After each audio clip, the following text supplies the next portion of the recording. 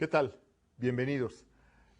Seguimos en la sesión dentro de Administración de Ventas. Vamos a ver lo que es técnicas cuantitativas para determinar las cuotas, ¿sí? Ulises, ¿qué tal? ¿Qué tal? ¿Cómo estamos, Raúl? Bienvenidos, amigos, nuevamente. Muy bien, pues entremos en materia, ¿sí? Técnicas cuantitativas para hacer pronósticos. Técnicas cuantitativas para pronosticar. Aquí la idea es que precisamente podamos tener una herramienta que nos ayude a determinar hacia dónde vamos los objetivos y manejarlo de forma cuantitativa, ¿sí? Se habla mucho de técnicas estadísticas, hay varias, ¿sí? Hay varias, teoría de cola, mínimos cuadrados, regresión, que podremos estar mencionando. Sin embargo, yo quisiera empezar mencionando que hay una clasificación o una división de dos técnicas, que son la que son basadas en series cronológicas, ¿sí? Es decir, se centran en datos históricos. ¿Cuánto hemos vendido? ¿Sí? ¿Cuánto viene siendo la tendencia? Porque se ha visto que independientemente de las novedades en cuanto a productos o en cuanto a estrategias, ¿sí? Siempre estamos viendo una tendencia, cómo va creciendo paulatinamente, digamos, de un mes con otro, ya que lo normal es dividir el año por lo que viene siendo años, meses, ¿sí? Análisis de series cronológicas, entonces, sería una primera estilo. La segunda son los modelos causales, ¿sí? Que como ustedes lo tienen en su lámina, ¿sí? Se fundamentan entre las relaciones de diversos factores, tanto pasados como presentes. Es decir, ¿sí? Cómo venía creciendo en forma cronológica, digamos, nuestro proceso de ventas, ¿sí? Vendimos 10, el siguiente mes vendimos 15, el siguiente mes vendimos 17, 18, pero el siguiente mes vamos a meter una nueva línea, o tendremos ya el impacto de una campaña publicitaria. Entonces estamos hablando tanto de la parte pasada, la tendencia, como los sucesos presentes, ¿sí? Entonces son estas técnicas. Y vamos a ver primero, si pasamos en la siguiente lámina, la típica relación o análisis de costo contra gastos, ¿sí? Tenemos aquí en la tabla lo que vienen siendo las columnas del presupuesto, lo que nosotros estimamos, presupuestamos contra la realidad, lo que fue en realidad, ¿no? Entonces tenemos diferentes renglones, como vendría siendo primero la venta. Y si lo analizamos, por ejemplo, pensamos vender o presupuestamos vender 715,000 pesos, ¿sí? Por decir una cantidad y decir una moneda, pesos, ¿no? Pero la realidad fue que vendimos 733,000. Es decir, fíjense, tenemos ahí las tablas y viene después las desviaciones que pueden ser a favor, o sea, favorables, o en contra, ¿sí? En este caso, si teníamos pensado vender 715,000 y vendimos 733,000, pues nada, que tuvimos un exceso favorable en 18,000, ¿sí? Ok, ¿cuánto gastamos? Vamos a ver entonces el siguiente renglón que dice venta directa, ¿sí? Venta directa, ¿cuánto fue lo que gastamos en venta directa? Pues fueron 384,000 contra lo real, que fueron 375,000. Seguimos teniendo una venta favorable de ahora 8,100. ¿Sí? ¿Sí me siguen? ¿Sí? 8,100. ¿Cómo fue nuestro gasto en promoción de ventas? ¿Sí? ¿Cómo fue lo que obtuvimos en promoción de ventas? Si tenemos presupuestado gastar 107,250 y en la realidad gastamos 117,000, bueno, aquí gastamos de más. Entonces, si gastamos de más, no es favorable, es desfavorable, y tenemos entonces en la columna de desfavorable 6,281, que es esa, perdón, 10,078, que es esa diferencia entre los 107 y los 117, ¿sí? Por mencionar los miles. Ok, en publicidad, ¿cómo fue nuestro gasto en publicidad? Tenemos presupuestado gastar 87 y gastamos 93,281. Es decir, fue desfavorable porque gastamos de más, 2,681. Vemos por último gastos administrativos. Habíamos estimado gastar en gastos administrativos 44,500 y gastamos 43,617. O sea, aquí gastamos de menos. Entonces fue favorable, ya que gastamos de menos en 883,000. ¿Sí? Esto entonces, si sumamos gastos totales, ¿sí? Habíamos presupuestado, entre unos que gastamos de más y otros de menos, ¿sí?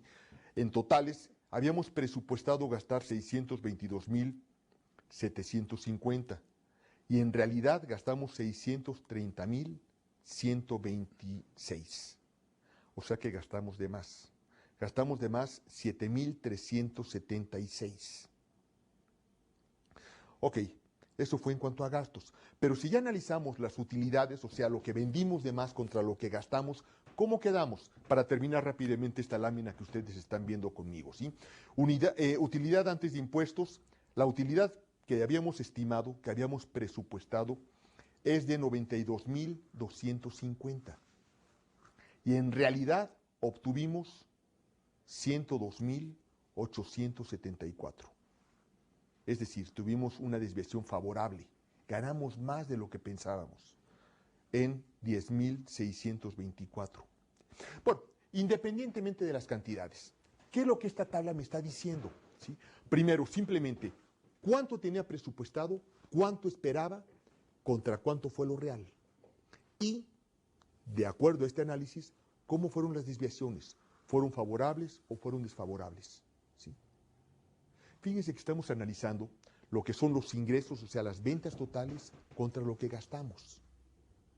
A grosso modo podríamos decir, mira, yo tenía pensado una cantidad en ventas y vendí más, ¿sí? Tengo 18,000 pesos de más de lo que yo había presupuestado. Por otro lado, había estimado gastar en directa, gastamos menos, pero gastamos más en promoción de ventas, en publicidad, en administración. Sí, perdón, en publicidad gastamos más, o sea, fue desfavorable. En administrativo gastamos menos. ¿A qué nos lleva esto? ¿Qué es lo importante? Porque las cifras, al final de cuentas, varían, ¿no? ¿Cuál es el meollo de lo que estamos analizando? Quiero saber exactamente dónde cambió, dónde varió, y aunque el resultado final fue positivo, porque gané más de lo que había estimado, sí, pero también fue que hubo variaciones en mis gastos. Y aquí lo que me está permitiendo es simplemente ver en dónde estuvo la variación, qué fue lo que varió. ¿Sí? Y la pregunta sería, oye, ¿pero para qué la gente contable, la gente financiera se mete tanto en problema? ¿Sí? Yo podríamos decir simplemente, oye, pues mira, ¿tenés pensado gastar una cantidad? Ganar una cantidad, ganaste más. Luego, en cuanto a tus gastos, ya cuando los dividiste, vamos a pensar simplemente que, obviamente, gastaste menos, porque al final de cuentas, tu ganancia fue mayor a la que habías estimado. Lo que me interesa es esto. Si yo puedo analizar en dónde fueron las variaciones, hagan de cuenta que tengo un tablero de control. ¿Sí? Yo puedo saber que, por ejemplo, en venta directa, ¿sí? Gasté menos. Gasté menos de lo que tenía especificado vender o gastar en venta directa. Es decir, lo que le pagué directamente a mis vendedores, que fueron a ver a mis clientes directos, por decir uno de los canales. Podría decir en una apreciación simplista, oye, pues qué bueno, gasté menos. Y la pregunta sería, oye, ¿y eso fue bueno o fue malo? A lo mejor si hubiera gastado lo que tenía estimado, hubiera vendido mucho más de lo que vendí. Estoy de acuerdo que vendí más, pero a lo mejor si hubiera invertido lo que debía haber invertido, no hubiera ganado ese plus, sino hubiera ganado 2 extras de ese plus. ¿Sí me explico? ¿Sí? El punto es este, no porque vendimos de más, debo decir, ok, ya vendí más y qué bueno. Tengo que analizar el por qué, o sea, la sugerencia, las recomendaciones, veamos el por qué, analicemos por qué. Si vendimos de menos, ¿por qué vendimos de menos?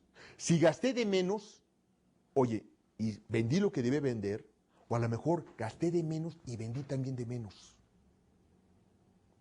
Oye, gasté de más. No necesariamente es malo. A lo mejor si gasté de más, pero también vendí más de lo que tienes especificado, pues valió la pena. El asunto es simplemente tener la información. Hemos hablado de información, en este caso estamos hablando de información cuantitativa. Y por favor, miren, yo sé que muchos de nosotros a veces vemos números y decimos, uy, ese no me gusta, yo soy más de ventas, más de cara a cara con el cliente, más de convencerlo, de explicarle, de mencionarlo. Los números, eso que los lleven los contadores, a mí no me estén hablando de eso. Sin embargo, es una gran ayuda, nos ayuda. Y en nuestra carrera de ventas, los números va a ser un compañero continuo, constante, debe serlo así. ¿Sí? Mucho más, y ya que comento, al estar en una gerencia o directamente en la empresa, como empresario. ¿Sí? Entonces, este análisis, esta gráfica, pues yo diría que no solamente es lo estático que vemos, gané o perdí. La pregunta clave es ¿por qué? ¿Por qué gané? ¿Por qué perdí? Sí, Ulises. Sí, Raúl, me surge una pregunta. Claro. ¿Cuál debería ser la proporción gasto mayor venta? O sea, ¿cuánto debo de gastar yo para generar una cantidad de ventas? ¿Hay alguna proporción, porcentaje justamente que me diga un 5%, un 10%? ¿Cómo puedo medir esto? Tú mencionabas, gasté más en este mes. Ok, no es malo haber gastado un poco más, pero esto me tiene tiene que reflejarse en la venta, cuánto me tuvo que haber generado. Entonces, me gustaría si hay alguna idea, algún porcentaje, alguna proporción en cuanto a esto, Raúl. Mira, a ver, déjeme retomar nuevamente algo de que hemos estado mencionando. Dijimos ventas, la materia prima es el ser humano. Y el ser humano dijimos que no es previsible, que es más bien observable, ¿sí? Yo aquí diría lo siguiente, porque hay muchas empresas que incluso tienen ciertas normas. Por ejemplo, de las ventas, un X% se va automáticamente a publicidad, ¿sí? Hay empresas que mencionan que un 10%, hay empresas que dicen que un 5%, y cada quien lo está manejando de acuerdo a el producto, el mercado, el ciclo económico que está viviendo, y más si si es un ciclo alto, un ciclo bajo, la tendencia mundial. Hay varias especificaciones que lo mantienen de acuerdo a la empresa, ¿sí? Yo, sin embargo, lo que recomendaría es que hay que estarlo midiendo de acuerdo a, hablamos hace un momento de los datos cronológicos del pasado, ¿sí? Si yo empiezo cada vez a medir, oye, fíjate que el mes de enero de este año, ¿sí?, vendí más que en el mes de enero del año pasado. ¿Por qué fue? Ahora vamos a analizar cuánto se gastó y verlo, ¿sí? Hay una tendencia, hay una medición muy directa que es el retorno de inversión en marketing, ¿sí? Que la verdad lo menciono, aunque yo creo que lo van a manejar en sus módulos de ventas, perdón, de ventas, no de finanzas, y no quisiera, digamos, meterme en ese módulo que no es el nuestro, ¿no? Sin embargo, lo que sí puedo comentar es que aquí la idea es estar haciendo comparaciones de nosotros mismos en años pasados para ver, oye, ¿cuánto fue lo que invertí en publicidad y qué resultado tuve? Lo que es importante es medir siempre resultados. Después, o sea, me refiero, no decir tengo que vender siempre de mis ventas, un 10% va para promoción, ¿sí? Yo recomendaría, primero, date cuenta cuando inviertes en promoción, un 10%, ¿qué resultado tuviste? Luego, en cuanto a promoción, puedes incluso dividirlo, porque puede ser promoción de descuentos, promoción de un paquete de 2x1 o promoción simplemente de asistir a una feria. La idea es, oye, ¿cuánto me gasté en esa feria? ¿Cuánto invertí en la feria? ¿Y cuánto vendí? Y analizar un poco el porqué. Sí, pero es que fíjate que no llevaba todo el material de ventas, vamos a pensar, o no llevaba ese video de apoyo que me funcionó tan bien. Ok, entonces sé el porqué. En conclusión, hay que ver qué fue lo que pasó, primero medirlo, y antes de juzgar fue bueno o fue malo, hay que ver el porqué, para precisamente un proceso de toma de decisiones secuencial.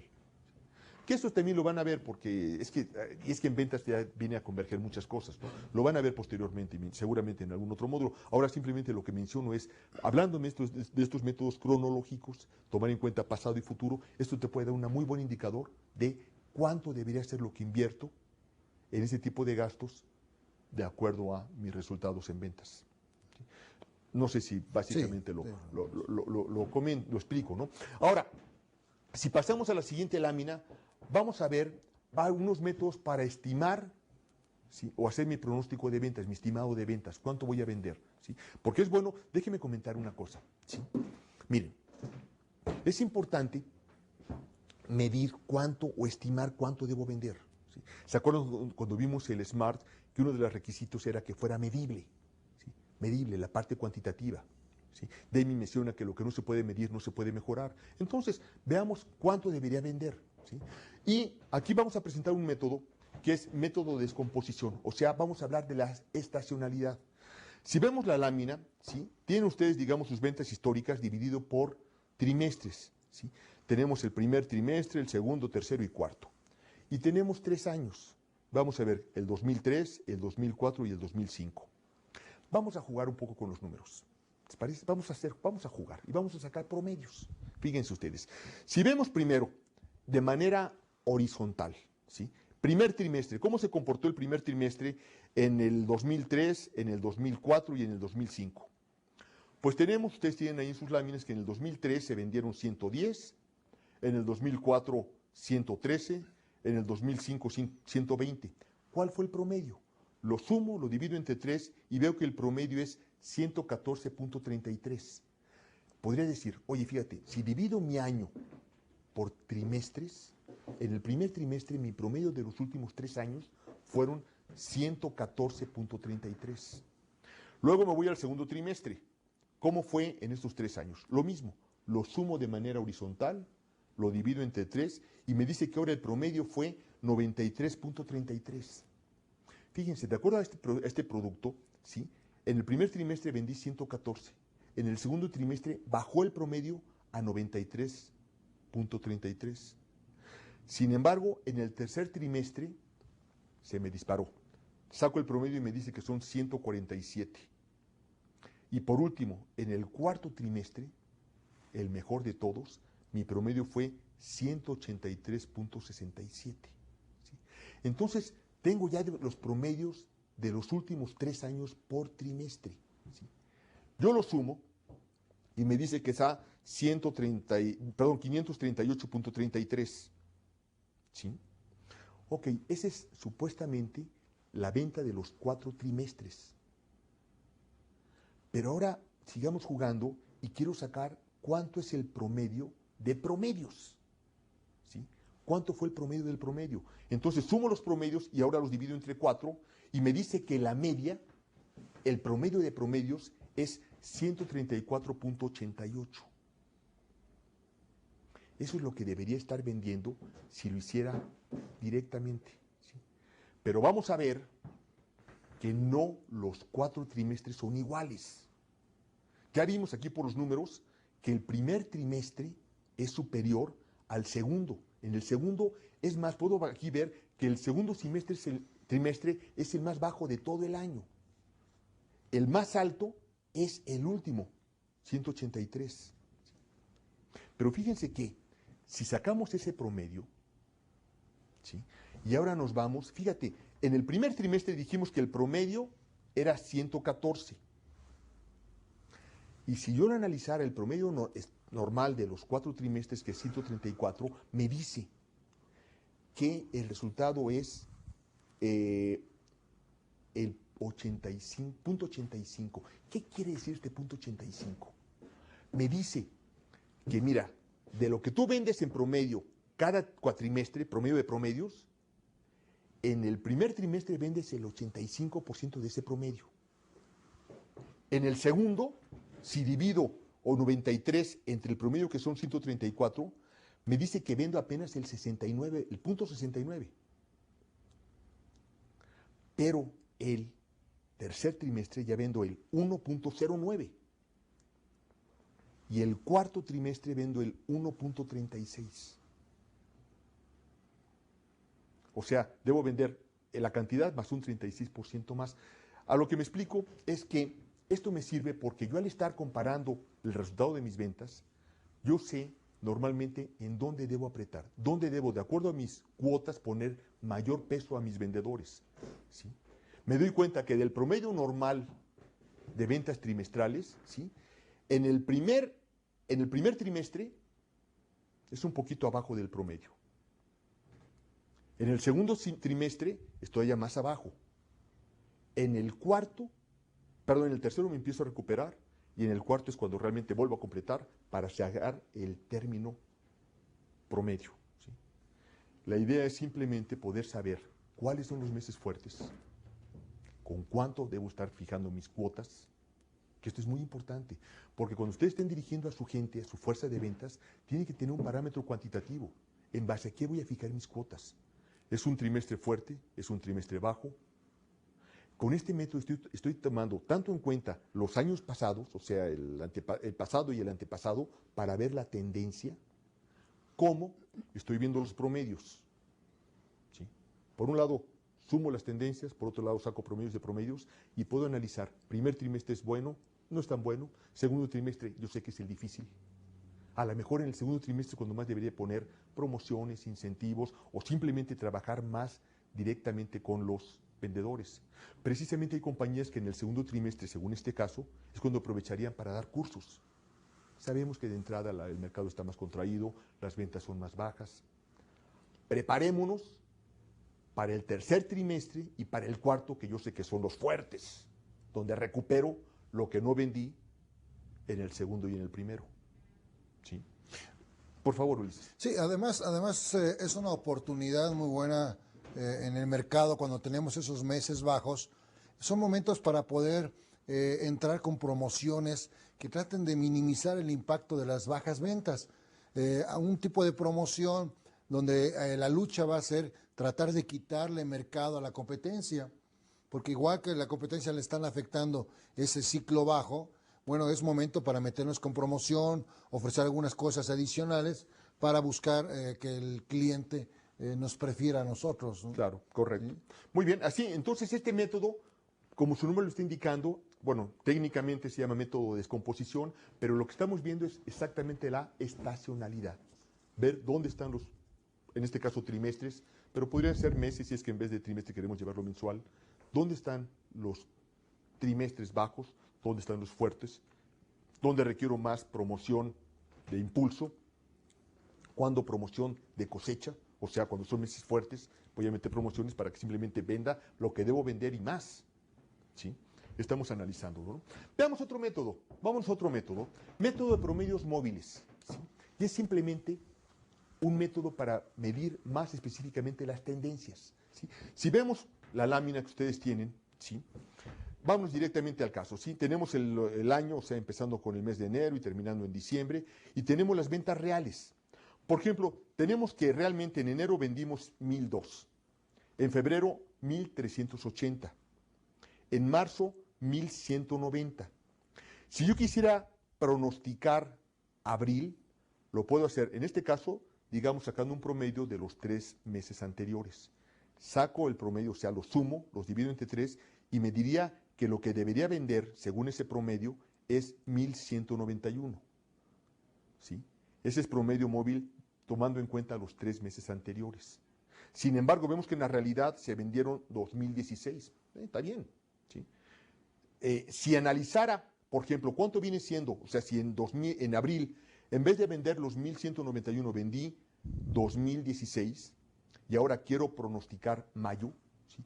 Bueno, ya voy a tomar los 3 últimos meses, es decir, ya enero no lo tomo en cuenta y en cambio sí voy a tomar en cuenta el último mes que fue abril.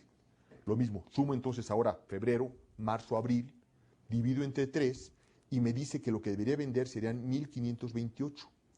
Sin embargo, eso es el promedio, pero veo que la tendencia sigue siendo más alta, porque en realidad vendí 1,842. ¿Sí? Entonces, bueno, sigo nuevamente, tomo en cuenta los 3 últimos, o sea, en este caso ya sería mayo, abril y marzo, para pronosticar junio, y me dice que debo vender 1,683. Sin embargo, veo que en realidad vendí 1,543. Aquí vino un bajón. ¿Sí? Puede ser normal o puede ser anormal, depende el tipo de empresa, depende del producto. ¿Sí? Puede ser normal que baje si es que mi producto no era, se me ocurre pensar que a lo mejor en junio vienen vacaciones, ¿sí? Y mi producto, pues lógicamente si la gente se ve que en vacaciones no me lo consume. Ahí podríamos decir que es una baja normal. Sin embargo, si yo vendo trajes de baño y me bajó en junio, obviamente algo sucedió ahí. Algo pasó que habría que analizarlo. Pero estoy aquí viendo simplemente mis datos. Y estoy analizando en esta primera columna los 3 meses inmediatos anteriores al mes que quiero pronosticar. Pero ya, por ejemplo, para julio, ya podría decir, ¿sabes qué? Y si en vez de tomar los 3 meses, tomo los 6 meses, a lo mejor me va a dar un indicador que puedo también tomar en cuenta. Entonces, ahora si divido, o sea, promedio los 6 meses anteriores, me diría que, por ejemplo, para pronosticar julio, ¿sí? Fíjense, según los últimos 3 meses, me diría que voy a vender en julio 1,800. Sin embargo, si tomo los 6 meses anteriores promedio, me dice que voy a vender 1,496, o sea, menos. ¿Sí? ¿Y qué fue lo que vendí en realidad? Fíjense que julio se cayó de manera dramática, bueno, según el dato que tenemos, que estamos jugando aquí con el ejemplo, ¿no? Fíjense, en vez de vender 1,800 y 1,496, vendí en realidad 138. Y pueden ser N razones. Desde un incendio y destruyó las bodegas y material y todo. Pero estoy tomando en cuenta aquí ya diferentes opciones. Fíjense, voy a tomar en cuenta los 3 últimos meses para medir una tendencia o los 6 últimos meses para ir viendo esa tendencia un poco más, con más dato, con más base. ¿Cuál tomar en cuenta? ¿La de 3 o la de 6? Los dos. Hay que analizar, hay que ver los dos. ¿Sí? Lo que puede ser las tendencias. Estamos viendo tendencias.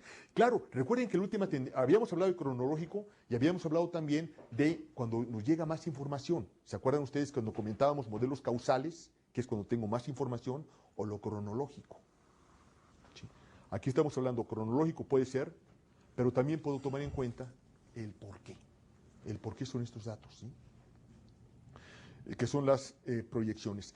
Y aquí entraría, ¿sí?, el siguiente método, que es el método de suavización exponencial. ¿Qué quiere decir? Esto lo voy a explicar. Bueno, voy a comentar el primero. Bueno, mejor lo comento aquí. Y me salgo un poco de los datos, ¿sí? Vamos a pensar que estoy analizando, tengo enero,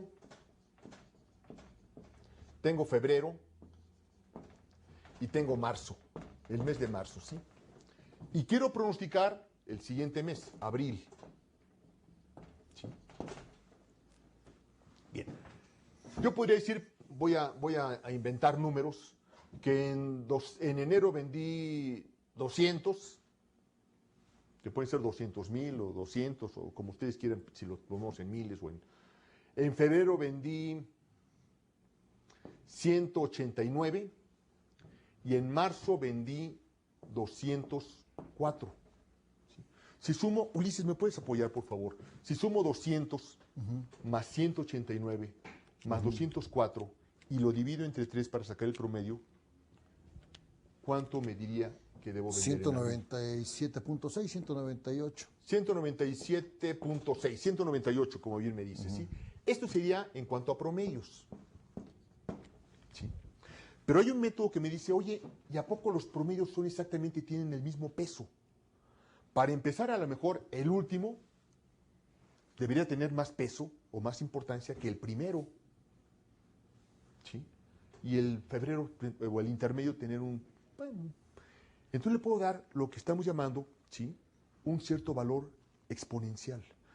Es decir, a lo mejor puedo decir, ¿sabes qué? Mira, si nada más que entonces vamos a considerar que el último mes tiene un peso de 5, de 0.5, el febrero tiene un peso de 0.3 y en enero tiene un peso de 0.2.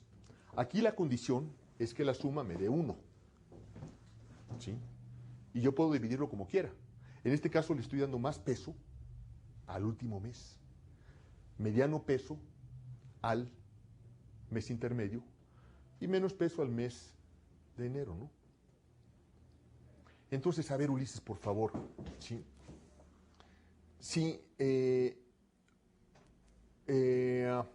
Vamos a ver, ¿cuánto vendría siendo, ¿sí?, si a este le doy un peso del 0.2, o sea, 200 por 0.2, por 1.2,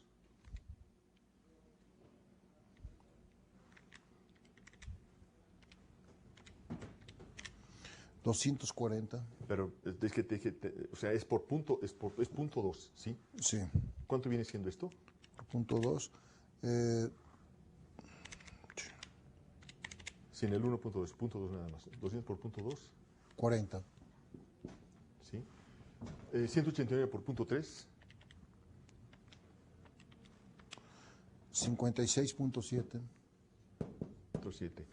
Y al 200 más por el 0.5. 204, ¿no? 204 por 0.5. Por 0.5. 102. 102. Esto es lo demás que debería vender. Ahora, sería entonces 200 que ya tengo, más 40 del peso serían 240. ¿Sí? Serían 189 más 56.7. 56.7. 245.7. 45.7. Y 200 más 102. 204, ¿no? 204, Más perdón. 102. Sí. 306.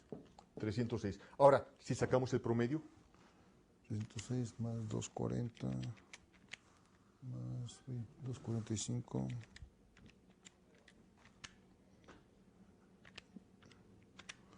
$263.9. este sería mi promedio, ya dándole peso y dándole mucho más importancia al último mes, ¿sí? Aquí el punto es simplemente que yo puedo darle diferencias a los pesos. Y es básicamente lo que estamos viendo aquí, para no hacer todo el cuadro, pero que ustedes lo pueden seguir siguiendo, ¿sí? Cuando en enero, por ejemplo, en enero vamos a decir que la venta real fue 2,000, ¿sí? En febrero vendí 1,308, y vamos a decir, según nuestro ejemplo, que 1,308 le doy un 4% de importancia, o 0.4, calculado 2 meses anterior, al segundo mes le voy a dar 2% y al 4 un 4%. Hago la misma operación y me dice que el estimado para marzo sería 1,153. Aquí lo que estamos entonces analizando es simplemente dándole peso a los meses más recientes que tienen más importancia y menos a los un poco más trazados. Y el asunto es simplemente medir, poder estimar el siguiente mes pronosticado de acuerdo a pues las tendencias. ¿Sí? Raúl, ¿esas técnicas las pueden utilizar empresas pequeñas también? Claro. Las pymes. Claro, desde luego. ¿Sí? Es simplemente analizar, y es un principio, miren, se comenta mucho que, oye, la planeación, pero al final de cuentas, como estamos viendo, puede haber factores externos no controlables, desconocidos, ¿sí?, que nos afecten, y entonces a veces nuestra planeación pues no resultó ser tan real como lo habíamos hecho. Yo creo que eso no es problema, o sea, eso, vamos, es peor no tener planeación vamos a exagerar, la peor planeación. ¿Sí? De hecho, continuamente lo estamos haciendo. ¿Cuándo estimo vender? ¿No? Yo creo que el problema es no tengo ni idea cuánto se vaya a vender. ¿Sí? Es más, yo diría que el punto es empezar. Tú puedes empezar con una estimación, que puede ser buena o puede ser mala, puede ser acertada o puede ser no acertada. ¿Sí? Conforme tú lo sigues haciendo, cada vez te vas dando más cuenta de que lo que tú apliques va a tener más base, porque tú mismo vas desarrollando un conocimiento más preciso. Vas desarrollando un cierto feeling que te permite ir ajustando tus estimaciones. ¿Sí? Eso es en cuanto a lo que viene siendo ciertas estimaciones para calcular pronósticos de lo que se puede vender. ¿Sí? Ahora, podemos irnos también a cálculos tal vez interesantes en cuanto a la compensación, ya que no solamente es lo que se pueda o lo que se deba de vender, sino también, ok, ¿y qué tanto voy a compensar? Voy a recompensar a la gente. ¿Sí? Entonces, como veremos, hay varios sistemas de compensación. Sí. ¿Sí? Hay varios sistemas de compensación. ¿Tú tienes algunos? Sí, me gustaría tocar algunos puntos adicionales en esto que estábamos viendo de los pronósticos. Algunas consideraciones que también nuestros amigos deberían de tomar. No solamente tú ya nos hablaste de las tendencias del mercado, que si hacemos una gráfica podemos ir revisando que la tendencia puede estar ascendente, puede estar estabilizada o descendente. También nos hablaste de los ciclos, de esta ciclicidad que tienen los negocios en función de la temporalidad de los mismos productos, de los mismos mercados. Pero hay otros aspectos que también creo que juegan cuando uno está haciendo pronósticos. Uno es poder de alguna manera medir el impacto de nuevos jugadores al mercado. ¿Qué significa esto?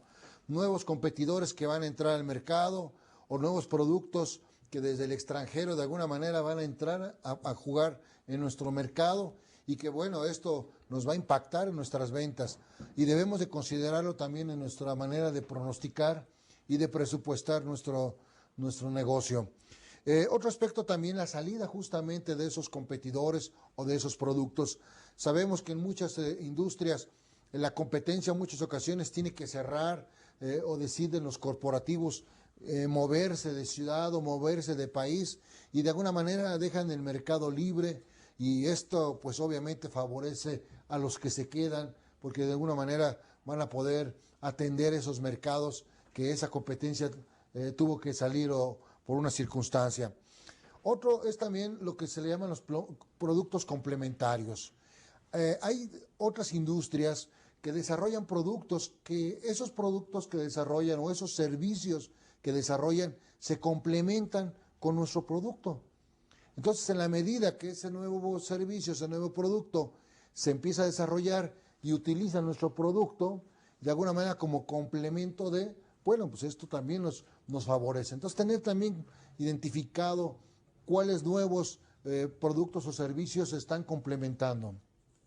De igual manera, los sustitutos, el efecto de los sustitutos, que lo sabemos en macroeconomía, que el hecho de generar productos que vengan a sustituir a los nuestros o los nuestros a sustituir lo que hay en el mercado, bueno, pues también esto impacta de alguna manera en el volumen de lo que nosotros estemos pronosticando, lo que estemos nosotros presupuestando. Otros aspectos también que juegan son el factor gobierno. Sabemos, amigos, que el gobierno en todas las economías es quien tiene un poquito la llave para estimular la economía de un país o restringirla a través de su política monetaria o de su política fiscal. El gobierno, si decide impulsar a los empresarios, impulsar de alguna manera generar el consumo en los mercados, pues va a estar dispuesto a abrir ciertas válvulas en política fiscal a través de los impuestos, a través del gasto público, donde pueda generar justamente e incentivar a la economía. Entonces, si en nuestros mercados, estos gobiernos, estudiando nosotros la política monetaria, la política fiscal, pues podemos darnos cuenta si nuestro sector en el cual estamos participando, pues va a ser un sector favorecido por el gobierno. Pero así como puede ser favorecido, puede ser algo que nos venga a perjudicar. También una restricción del gobierno, un mal gasto del gobierno, pues obviamente esto nos va a pegar también en nuestro pronóstico o en nuestro presupuesto de venta. Entonces debemos estar atentos, debemos estar informados, lo hemos estado comentando en todas estas sesiones, la información es fundamental. Y otro aspecto que también juega en esto es los mercados externos, como hemos estado comentando, estos mercados emergentes como el mercado en los países como la India, como China mismo, que hoy por hoy están creciendo de manera impresionante en el mercado mundial, entrando a los mercados no solamente el europeo, sino también en los mercados latinos, con con mucho mejor producto en cuanto a tecnología, calidad y con precio. Hoy por hoy, lo hemos comentado, un 30-40% de los costos tienen que ser reducidos para poder entrar en este mercado competitivo con los chinos. Entonces, tener en cuenta también esta entrada de estos productos, de estos países que seguramente van a venir a quitarnos un poquito el sueño si es que no nos preparamos, si es que no buscamos la innovación, la nueva manera de atender y de servir mejor a los mercados que hoy tenemos de alguna manera, entre comillas, cautivos, asegurados. Tenemos que seguirlos cuidando, desarrollando, etcétera. Si los descuidamos, pues no dudemos que van a venir a quitarnos toda esa participación. Otro aspecto que también es importante tomar en cuenta y depende mucho del mercado, es la materia prima, los insumos a los cuales estamos nosotros sujetos, tanto al precio como a las condiciones de que haya esa materia prima disponible en el mercado. Una variación en la producción de esa materia prima pues puede afectarnos de manera importante en la elaboración de nuestro producto y por lo tanto producir escasez en los mercados. O de igual manera, que haya una superabundancia de esa materia prima, obviamente los precios se reducirán y tendremos acceso a esas materias primas, los cuales nos van a permitir servir y atender nuestros presupuestos, cumplir con nuestros pronósticos y con nuestros presupuestos de venta, ¿no? Entonces, son algunos aspectos que tenemos que tomar en cuenta. Otro aspecto también, amigos, que no se les olvide, es el crecimiento de la población. El crecimiento de la población es un crecimiento natural que en automático debemos de considerar un aumento en nuestras ventas. Hoy por hoy un crecimiento de un 3%, de un 2% o el 1.5% de crecimiento de la población, obviamente por lógica debe pensarse que genera una demanda adicional a los productos, y si estos productos están relacionados con el consumo de las personas, de los individuos, pues obviamente el impacto del crecimiento de la población, pues también va a ser una manera de poder estimar un incremento en nuestras ventas. Agreguemos también algunas tendencias, algunas enfermedades que desgraciadamente hoy por hoy las enfermedades también están generando para algunos mucho daño físico en la salud, pero para muchas empresas, muchos negocios les genera riqueza, les genera de alguna manera una economía que les favorece, un derrumbe, un temblor, que aunque esto no lo podemos predecir exactamente, pero también son factores que juegan y que determinan en muchas ocasiones el poder vender más, el poder superar nuestros presupuestos o nuestros pronósticos de ventas. Tenemos otro aspecto también que tiene que ver con la territorialidad, como lo platicábamos en la sesión pasada, donde dependiendo de qué tan densa sea la cantidad de competencia que haya en un territorio, en una zona determinada, bueno, podemos calcular que nuestro estimado, nuestro pronóstico de venta sea adecuado y sea cumplido dependiendo qué tan denso esté tanto a nivel del productor, que es el que ofrece, como también en la población, cómo esté distribuida esta misma población. Quiero también señalar, estimado Raúl, la diferencia entre pronóstico de venta y presupuesto de venta. Cuando hablamos de pronóstico de venta, hablamos de unidades a vender, de piezas a vender, de toneladas, de unidades físicas que vamos a vender. Cuando hablamos de presupuesto de venta, hablamos en pesos.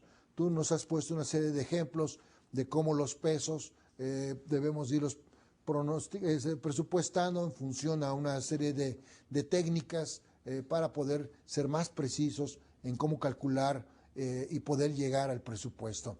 El presupuesto debe ser medible, como nos comenta Raúl, pero también tiene que ser alcanzable, porque si hacemos un presupuesto demasiado alto fuera de la realidad, pues simplemente vamos a provocar desánimo en nuestra fuerza de ventas, desánimo en todas las personas que participan en este proceso de la venta, y pues no es la idea.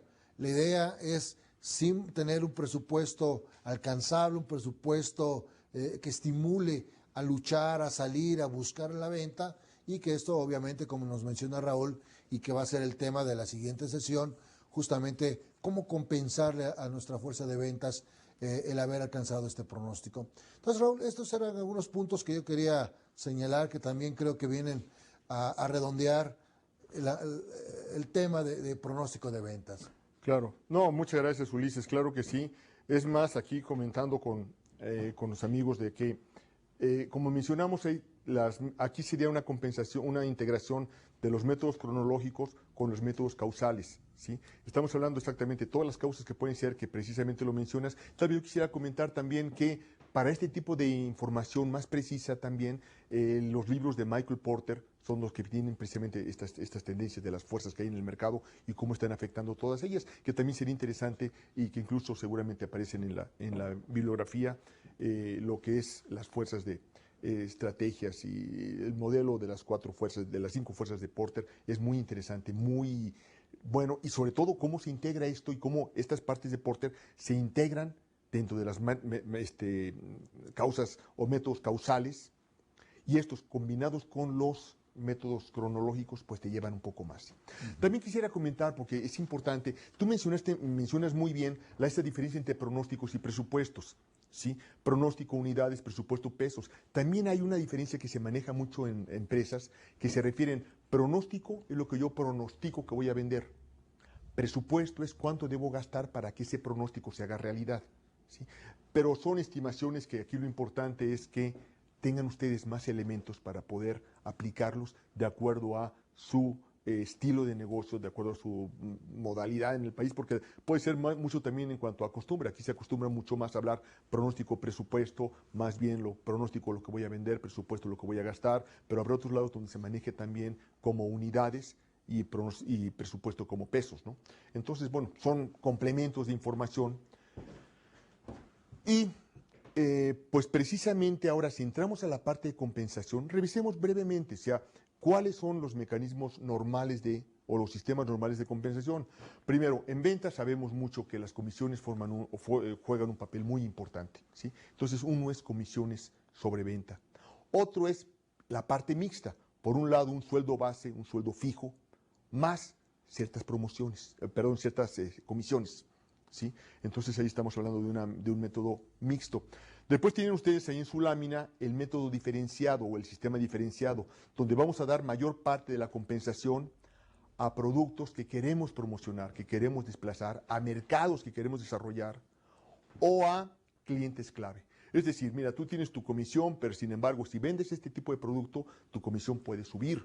¿Sí? O si estás vendiendo dentro de este mercado, a lo mejor tenemos también un cierto incentivo de mayor comisión por vender en un mercado en particular, una zona que queremos desarrollar, ¿sí? O simplemente para ventas de clientes clave. Entonces aquí estamos diferenciando del común de las comisiones, pero estamos incentivando más, ya sea clientes, ya sea productos o ya sea mercados, zonas o territorios incluso.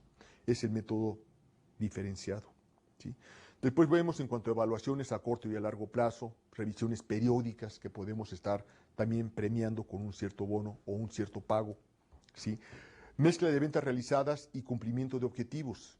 O sea, no solamente la venta realizada, sino también un cumplimiento de poder alcanzar el objetivo de volumen en determinada zona, o recuperar clientes, o mantener cartera vencida a un nivel bajo o incluso inexistente, que no haya cartera vencida. En fin, también estaríamos premiando ahí de acuerdo a este tipo de objetivos. Luego dice sueldos fijos y bonos mensuales, trimestrales, tanto tomando en cuenta criterios cuantitativos como cualitativos, que es lo que veremos en un momento más adelante. ¿Sí? Algunos métodos para también premiar factores que no necesariamente es nada más la venta, sino también factores cualitativos o cuantitativos además de la venta. ¿Sí? Premios e incentivos permanentes. Es decir, simplemente ustedes al estar participando, al estar vendiendo este tipo de producto, esta línea, al seguir vendiendo en este mercado, tienen un cierto comisión, un cierto premio o bono que también se manejan. No sé si quieres comentar algo, Ulises. No, yo sí, un poquito la pregunta era en cuanto a, en el caso de las comisiones, una manera como pueden nuestros amigos estimar cuál es el porcentaje de comisión que hay que dar.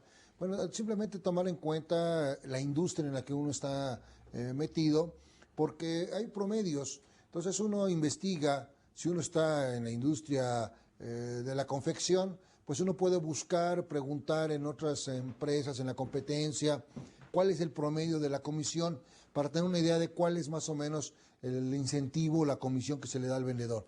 Y esto es importante porque si nosotros damos menos de lo que en el promedio de la industria da, pues obviamente este vendedor va en una de sus visitas, se va a encontrar otro vendedor, va a estar inquieto porque le van a dar información de que están ganando mayor comisión en otra empresa, competidor, y pues obviamente vamos a tener mucha salida de nuestros vendedores. Entonces buscar justamente un promedio de acuerdo a esto, y a lo mejor a partir de ahí buscar otras compensaciones adicionales que el vendedor gane a través de objetivos, de metas muy claras para poder tener acceso a esto, ¿no? Precisamente todo esto hacemos mención también en la lámina siguiente, ¿sí? Para que podamos tener, dice, consideraciones para un sistema de compensación. ¿Qué debemos tomar en cuenta? Como muy bien lo dices, Ulises, primero dice, es un sistema que mezcla o que analiza la situación del mercado de la empresa. ¿Cómo está ese mercado? ¿Es un mercado boyante? ¿Sí? ¿Es un mercado que está en crecimiento? ¿Es un mercado estable o es un mercado contraído? ¿Sí? Márgenes de rentabilidad de los productos. Hay productos en los que tenemos más márgenes que en otros. Esto lógicamente también se puede ver reflejado en el pago de las comisiones. ¿Sí? Estructura existente en el área de ventas. ¿Cómo están los pagos? O sea, el gerente, por decir, o el jefe de equipo de ventas, ¿comisiona también por lo que venden sus vendedores? ¿O el supervisor de ventas tiene un sueldo fijo y los vendedores están por comisión? ¿O un sueldo mixto? En fin, ¿cómo está esta estructura de comisiones en el área de ventas? ¿Sí? Podemos tener un gerente de ventas, un supervisor de área, un supervisor de equipos de trabajo, un vendedor, vendedor senior, vendedor que sale a calle, un vendedor de teléfono en un call center, que también estaremos platicando un poco de eso. En fin, ¿cómo está esta organización? ¿Cómo existe y qué relación hay entre uno? ¿Quién debe ganar más? En fin, ¿cómo están comisionando? ¿Sí? Estructura existente en el área de ventas, objetivos definidos para esta área. ¿Sí? Muchas veces es no solamente lo que vende, sino aparte, si alcanzamos esta meta, va a haber un bono para el equipo de ventas, ¿no? Entonces ahí sería objetivos definidos para el área, la capacidad financiera de la empresa. Eso también es importante. ¿Sí? Las empresas están en un mercado donde lógicamente hay empresas grandes, empresas fuertes, empresas con mucho respaldo financiero, empresas con mediano respaldo financiero, empresas pequeñas con modesto respaldo financiero, ¿no? Y aquí también hay que tomarlo en cuenta porque tampoco se trata de igualar lo que está en la industria. Claro, la tendencia es manejarlo, pero muchas veces tenemos que tomar en cuenta también la realidad, cuál es la situación de la empresa. Sobre todo la idea de, yo aquí a nivel particular les menciono que considero justo, primero, el saber que estamos en un mismo barco y que la idea es que el barco crezca, que el barco haga buenas travesías, ¿no? Buenos negocios, gane. El barco cada vez puede ir creciendo incluso y de una barca pequeña sea un barco cada vez más grande y de ahí podremos tener márgenes para cada quien tener mejores recompensas. Pero en un principio tenemos que saber aceptar que que hay vendedores que saben que la empresa está en un momento difícil, en un inicio pudiera ser el caso, y que ya estará creciendo y que conforme vaya creciendo va obteniendo mejores condiciones. Este ha sido un tema polémico, lo comento porque hay gente que no está muy de acuerdo y desde luego aquí se respeta. Simplemente menciono ahorita una opinión personal, pero consciente que hay gente que opina diferente y desde luego también tiene su razón al pensar que siempre debe comisionar lo mismo el vendedor independiente del tamaño de la empresa. Respetable. ¿Qué efecto psicológico crees tú que haya cuando no se da esta compensación justa con el vendedor? Fíjate que estaremos comentando precisamente un poco más adelante cuando hablemos del coaching, ¿sí? Pero se ha demostrado, y fíjense que incluso esta teoría no es nueva, ¿sí? Hay un clásico en administración que seguramente habrán escuchado, que es Friedrich Herzberg, ¿sí? Él, fíjate, bueno, me adelanto porque esto lo podríamos comentar un poco adelante viendo lo que es el liderazgo y el coaching en las ventas, pero ahorita quisiera comentar que este clásico de administración analizó lo que motivaba a la gente, qué motivadores eran más efectivos para manejar un equipo de trabajo, ¿sí? Y sin ser muy detallista, simplemente quisiera comentar que él hizo una división y clasificó los satisfactores y los insatisfactores para una motivación. Como satisfactores, hablaba del sentimiento de logro, un trabajo excitante, el reconocimiento de la gente, el progreso, o sea, el que él fuera avanzando tanto en reconocimiento como en conocimientos, en fin, todos estos eran motivadores. Y había desmotivadores, como eran, digamos, una supervisión demasiado estrecha, según lo que él detectó, ¿sí? De acuerdo a los análisis que hizo, los estudios, las encuestas, porque entrevistó a varias personas, incluso del área contable, ingenieros, técnicos y demás, y para ver qué era lo que les motivaba, desde luego también a gente de ventas. Pero el punto que quiero llegar, y fíjate que lo curioso, porque incluso causa mucha polémica, ¿sí? El salario o el sueldo lo consideraba como un insatisfactor, en el sentido de que la gente siempre se consideraba, la mayoría parte de los veces, como que no estaba recibiendo lo que debería de recibir. Ahora, cuando se le pagaba bien, pasaba a ser un no insatisfactor, que no es lo mismo que un satisfactor. No sé si me explico. Sí, claro. ¿Sí? O sea, vamos a decir que si yo me dicen, oye, pues si te sientes que no estás bien pagado, te vamos a pagar para que recibas buen ingreso. Ok, y me lo dan. Yo puedo decir, bueno, ok, ese es un no insatisfactor, pero no necesariamente pasa a ser un satisfactor.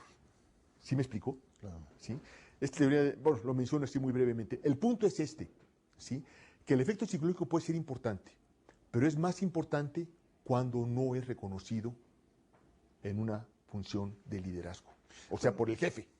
Yo creo que aquí viene a reforzar lo que hemos visto durante muchos años en el despacho, cuando vemos que al dar una capacitación al dar de alguna manera una recompensa al vendedor, se le premia a los mejores vendedores, se les lleva a algún centro vacacional para darles alguna capacitación en particular. Bueno, eso tiene más un efecto psicológico de estimulación a su motivación, ese reconocimiento emocional.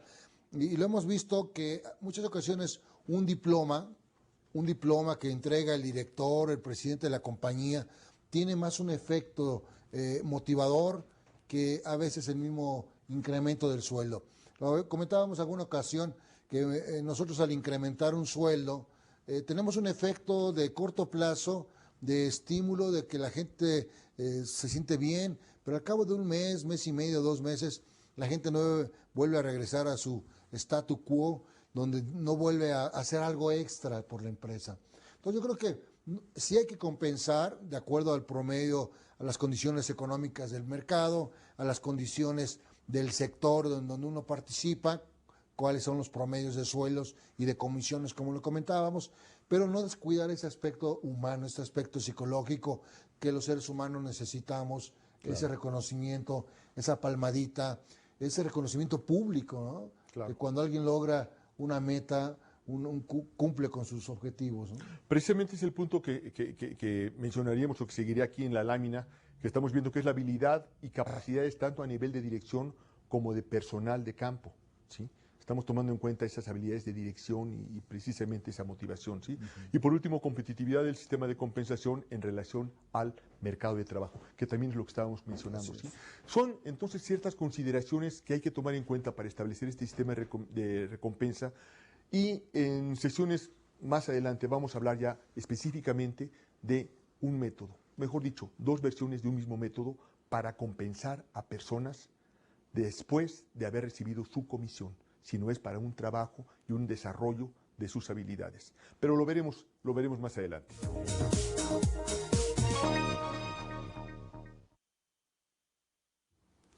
¿Qué tal, amigos? Qué bueno que siguen con nosotros, que están con nosotros en esta nueva sesión. Bien, la vez pasada comentábamos sobre estas formas de compensación y habíamos mencionado de un método para poder premiar ciertas actividades además de la comisión. Vamos directamente al caso, vámonos a un ejercicio que tienen ustedes en su lámina, en su material, ¿sí? Y el ejercicio dice lo siguiente: a partir de 50,000 pesos mensuales de venta cobrada, se otorgará un bono de 30,000 pesos a repartir en proporción directa a nuevos clientes, venta de líneas nuevas e inscripciones a cursos, e inversa a atraso de reportes e inasistencia a juntas. ¿Qué quiere decir esto? Miren, la situación es la siguiente. Como les comento, la idea es, la gente tiene ya establecido cómo va a estar recibiendo sus ingresos, si será a través de un sueldo fijo, si será a través de comisiones, si será a través mixto, en fin. Pero aquí la idea es que después decimos, mira, lo que queremos también es desarrollar que el personal de ventas cumpla con ciertas funciones y queremos recompensarlo. Ya no solamente es vender por vender, sino vamos a lograr la buena labor. Es decir, vamos a premiar la venta a clientes nuevos, no solamente es vender y alcanzar la cuota con clientes antiguos, también queremos incentivar que se consiga clientes nuevos, ¿sí? Venta de líneas nuevas, según el caso que vemos, e inscripciones a cursos. Vamos a pensar en este caso del ejemplo que la empresa también da cursos sobre el buen uso del manejo de los productos que vende, ¿sí? Entonces también queremos además vender estos cursos, ¿sí? Y queremos premiar entonces estas ventas. Sin embargo, también queremos desincentivar o de alguna forma que cuente en esta asignación de premio las acciones que no son precisamente las más deseadas, como sería atraso de reportes e inasistencia a juntas, ¿sí? Entonces, ustedes tienen, por mencionar, voy a pasarlo también aquí en el pizarrón para irlo comentando con ustedes. Tengo el caso del vendedor A, el vendedor B, el vendedor C, ¿sí? En el caso de nuevos clientes que quiero premiar, nuevos clientes, ¿sí? Resulta ser que el vendedor A consiguió 8 clientes nuevos, el vendedor B 5, el vendedor C 11, ¿sí? Como ustedes lo tienen en su lámina, ¿sí? Ahora, en cuanto a nuevas líneas que también quiero premiar, nuevas líneas de productos que están vendiendo y que están desarrollando, ¿sí? El vendedor A consiguió 2 ventas de líneas nuevas, de todo su volumen de ventas, 2 fueron de líneas nuevas. El vendedor B fue 1, el vendedor C fueron 3. ¿Sí? Ahora, en cuanto a, atraso de reportes, vamos a poner aquí atraso. ¿Sí? Estoy viendo atraso de reportes. Aquí podría haber metido la línea de cursos. ¿Sí? Sin embargo, aquí en la resolución la omití para poder irme directamente, pero se podría perfectamente continuar y la mecánica sería la misma. Es la misma mecánica. Vamos a ver entonces, atraso de reportes. Y tengo que el cliente A se atrasó en un reporte, el cliente B se atrasó en 2 reportes, el cliente C se atrasó en 4 reportes, 4 entregas de reportes de ventas que no realizó. ¿Sí? Y por último, inasistencia a juntas. Inasistencia a juntas. El vendedor A faltó a 2 juntas, el vendedor B faltó a 1 junta y el vendedor C faltó a 3 juntas. Entonces lo que pasa es que de este bono, que estoy diciendo porque llegaron a la meta, porque alcanzaron general, voy a repartirlo, pero no solamente en cuanto a resultados por ventas, sino también en cuanto a acciones buenas y también van a contar las acciones que no fueron tan buenas. ¿De qué manera? ¿Cómo funciona este método? Fíjense ustedes que entonces si continuamos nuestra tabla, lo que tienen ustedes en su lámina, ¿sí? Llamamos una columna que se llama inversa. ¿A qué se refiere? Fíjense ustedes, vamos a multiplicar, ¿sí? Los factores positivos, 8 por 2, 16, que es como numerador, y los factores negativos, 2 por 1, 2, es denominador, ¿sí? Entonces, estoy multiplicando los factores positivos, ¿sí? Y lo estoy poniendo como numerador en mi columna de inverso. Y los factores negativos también los multiplico, pero los voy a poner ahora como denominador en mi columna de inversa, ¿sí? De tal manera entonces que en el caso del cliente B es 5 medios, ¿sí? Y en el caso del vendedor C son 33 doceavos, ¿sí? Ok, entonces voy a salvar mi quebrado, mi ecuación. Son 12 medios, ¿sí? Son 16 medios más 5 medios, más 33 doceavos. ¿Recuerdan ustedes la solución de quebrados? ¿Sí? Voy a poner como común denominador 12. 12 entre 2 a 6. ¿Sí? 12 entre 2 a 6. Por 16 me da 192, como ustedes lo tienen en su lámina. ¿Sí? 192. Luego, 12 entre 2 a 2 por 5, 30. 12 entre 12 a 1 sería 33. ¿Sí?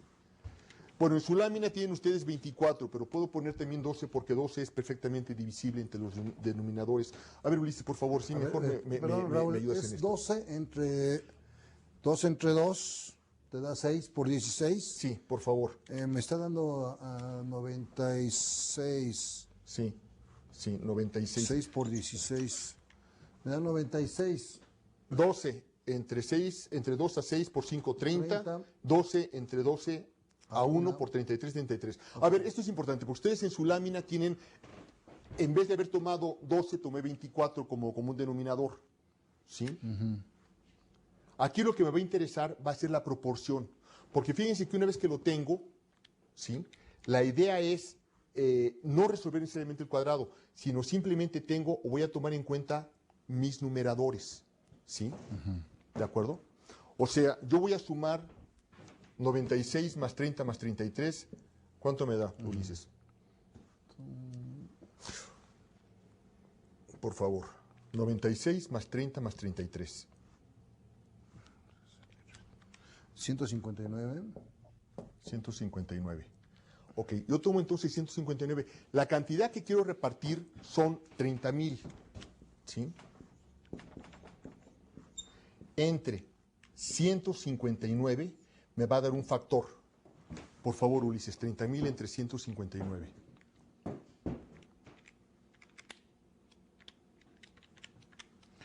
188.6. 188.6, ¿sí? Este factor lo voy a multiplicar por cada uno de estos y me va a decir lo que le va a corresponder de ingreso a cada ejecutivo de ventas, ¿sí? Sin embargo, lo que estoy manejando, la dinámica es la misma y ustedes lo van a poder contemplar, pero para tenerlo y para que lo sigan mejor en la lámina, voy a continuar con el 24 como común denominador. 24 entre 2 es a 12 por 16 me da 192. ¿Sí, Ulises? 12 por 16.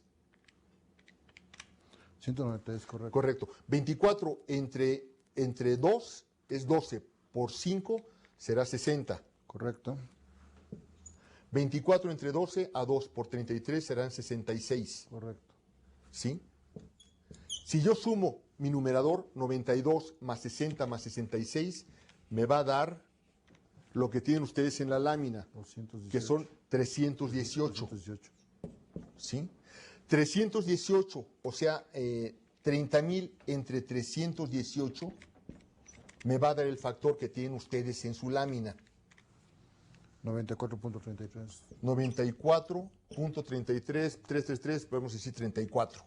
¿Sí? Si ustedes multiplican 94, vamos a decir que este es el factor común, ¿sí? Por cada uno de los numeradores del 192, que fue el numerador del caso o del vendedor A, 60, que es el numerador del caso B, y 66, que es el numerador del caso o del vendedor C, me va a dar, vamos a decir, factor, todo esto multiplicado por factor, que el factor dijimos que es 94.34, ¿sí? Me va a decir que al vendedor A le corresponde, 18,490. 18,113.28. ¿Sí? ¿Estoy viendo bien? Punto 28. Al vendedor B, de esa bolsa de 30,000 le van a corresponder 5,660. Punto 40. Y al vendedor C le van a corresponder 6,226.44. La suma, bueno, para los factores y demás me debe dar los 30,000 pesos. ¿Sí? ¿Qué estoy haciendo aquí? ¿Qué es lo que estoy manejando? Primero, que de una manera cuantitativa, o sea, no es simplemente de que voy a asignarle cantidad de acuerdo a cómo me cae el vendedor, si me cae bien le voy a dar más, si me cae mal le voy a dar menos, sino de una manera, digamos, objetiva, estoy tomando en cuenta sus resultados, no solamente los de las ventas, sino qué tanto, digamos, de las ventas en general estoy premiando. Si vendió a los clientes, quiero incentivar clientes nuevos, entonces le vendió a clientes nuevos, quiero incentivar nuevas líneas, vendió esas nuevas líneas, pero también quiero que la gente reconozca que si no está cumpliendo, también va a tener repercusión. ¿Por qué es esto? Miren, vamos a verlo en forma realista. Al ser ventas una actividad muy humana, es muy frecuente que si empezamos a tener éxito en ventas, ¿sí?, demasiado rápido, sin una maduración adecuada, empezamos a considerarnos indispensables como vendedores y empezamos a cumplir ventas, pero no entrego reportes, no informo, no asisto a juntas, ¿sí? Nos pasa. Aquí en México a veces les llamamos a ellos, a estos vendedores que empezaron a perder piso, por así decirlo, pues ciertas vacas sagradas o ciertas vedettes que a veces empiezan a hacer las cosas como quieren sin tomar en cuenta el crecimiento real del equipo y de la empresa. Se sienten las estrellas y a veces una estrella no es lo más recomendable para un crecimiento en equipo, ¿sí? Entonces lo que queremos es decir, mira, aquí estamos premiando cierto desempeño Y estamos tomando en cuenta tanto las cosas buenas como las cosas malas. Y las vamos a tomar en cuenta en un método cuantitativo, es decir, no va a ser por apreciación personal y como les comento si me caes bien o me caes mal. Cuantitativamente, ¿cómo viene siendo el método? Este método se llama como reparto proporcional mixto, ¿sí? Donde estamos viendo que hay factores que van a premiar y hay factores que van a desincentivar. Por eso los que van a premiar son numeradores. Los que van a desincentivar son denominadores, ¿sí? Yo hago la ecuación simplemente para determinar la relación. No voy a resolver necesariamente el quebrado, o sea, no voy a dividir para ver entonces cuánto es el resultado del quebrado dividiendo la suma entre el denominador o la cantidad que está abajo, sino simplemente lo que quiero es un número del total para dividirlo entre la cantidad y lo que me interesa es precisamente esa proporción que es la que voy a multiplicar ahora por un factor, que en este caso me dio 94.34, ¿sí? Y me va a dar esta proporción. Si yo me baso al común denominador de 12, la proporción entre uno y otro va a ser la misma, ¿sí? Y es lo que voy a reflejar aquí cuando tengo los resultados a repartir. Pero preferí mejor ajustarlo y mantener lo que tienen en la lámina para que lo puedan ir siguiendo y no haya esas alteraciones, ¿sí? Fíjense ustedes que podríamos ver incluso otra apreciación del mismo método, pero con una apreciación diferente. Dice ahora, premio de ventas. Por cada vendedor que alcance el 95% de su cuota mensual de ventas cobradas, que viene siendo de 100,000 pesos, por decir un caso, además de sus comisiones, se repartirá un premio de 20,000 pesos, una bolsa de 20,000 pesos. De manera que, y aquí viene lo importante, por cada 3 pesos que le toquen al vendedor, le correspondan 5 al supervisor. Y por cada 9 pesos que le correspondan al supervisor, le correspondan 4 al gerente. Es decir, sí, aquí estamos considerando que muchas veces la venta es es también muy apoyada por el supervisor que está también en calle y el gerente que también está apoyando para que se lleve a cabo la venta de buena forma. Entonces queremos también incentivar ahora como equipo, ¿sí? Es decir, ya no solamente independientemente cada vendedor, sino también queremos tomar en cuenta al supervisor o al gerente, ¿sí? Vamos a mantener esto, pero podría ser lo mismo que sucede en muchas empresas, que además de de premiar al vendedor, quiero premiar también al equipo de ventas que no está en calle y que puede ser, por ejemplo, el que está en cobranza, que también forma parte de la gerencia de ventas, ¿sí? El cobrador, el facturista, el que está en archivo, que viene diciendo, oye, es que fíjate, y esto nos ha pasado mucho, Ulises, ¿no? Empresas que dicen, es que muchas veces dentro de la misma departamento de ventas hay ciertas envidias, ciertos recelos, porque dicen, es que las comisiones siempre son para los vendedores y los que estamos aquí en la oficina, que también apoyamos, nunca tenemos ningún tipo de incentivo económico. Entonces, bueno, haciendo oídos a esta reclamación, es que también se puede manejar este modelo. Pero vamos a ver cómo funciona el modelo, ¿sí? Porque también es simple. Miren, yo comentaría que tal vez al verlo por primera vez pudiera parecer un tanto cuanto, pues no sé si decir complicado, yo tal vez diría más que nada nuevo, ¿no? O sea, no estamos acostumbrados. Pero una vez que lo empiezan a manejar, se van a dar cuenta que es un modelo bastante simple, pues simple es la palabra, creo yo, ¿no? Si aquí tomamos en cuenta lo que nos está diciendo el enunciado del problema o de su solución, tenemos 3 personajes, que es el vendedor, que es el supervisor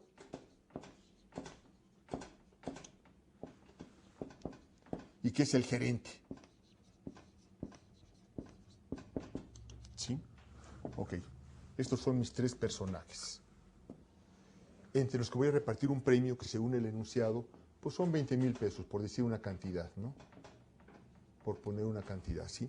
Pero me dice, quiero repartir de tal manera que por cada 3 pesos que le correspondan al vendedor, le toquen también 5 pesos al gerente, perdón, al supervisor. Y por cada 9 pesos que le correspondan al supervisor, le correspondan 4 al gerente. Estamos haciendo ciertas aproximaciones y ciertas aportaciones, ¿sí? Entonces, aquí lo que hacemos o lo que nos interesa es primero tener cualquiera de estas dos columnas, ya sea de la primera relación o la segunda, completa, ¿sí? Vamos a pensar que lo que quiero es resolver, tener completa la segunda columna, ¿sí? Lo que hago entonces es enfoco, por así decirlo, este primer cuadrado y lo voy a solucionar por regla de 3. Es decir, 9 por 3, 27 quintos, ¿sí? Recuerden ustedes que la regla de 3 siempre se multiplica en cruz y se divide entre el número que queda, que no es en cruz, ¿sí? Entonces ya tengo una columna aquí completa, ¿sí? Que son 27 quintos más, y estas dos cantidades, como las tengo ya completas, pues simplemente las menciono, las escribo como enteros. 9 sobre 1 más 4 sobre 1, ¿sí? Y procedo a partir de esto de la misma manera que con el ejemplo anterior, ¿sí? Simplemente lo soluciono. Aquí, por ejemplo, tengo el común denominador que es 5. 5 entre 5 a 1 por 27 son 27, más 5 entre 1 a 5 por 9, 45, más 5 entre 1 a 5 por 4, 20, ¿sí? Recuerden ustedes cuando aprendieron a hacer quebrados, que muchas veces se nos olvidó, entonces a veces es bueno recordarlo, ¿no? Recuerden ustedes que era simplemente se toma un común denominador. ¿Qué es ese común denominador? Es una cantidad sobre la que se puede dividir cualquiera de los numeradores que me dé una cantidad exacta, ¿sí? Y la multiplico por el número de arriba, o sea, el numerador. 5 entre 5 a 1 por 27, 27. 5 entre 1 a 5 por 9, 45. 5 entre 1 a 5 por 4, 20. Y tengo ya mi parte de arriba del fraccionario, ¿sí? Sumo los numeradores de este quebrado, 27 más 45 más 20, que ustedes tienen en su lámina, que me va a dar 92. Según el método que veíamos, dividíamos la cantidad a repartir entre la suma de numeradores, entre 92, para que me dé un factor, ¿sí? Ustedes tienen que el factor es de 217.39, ¿sí?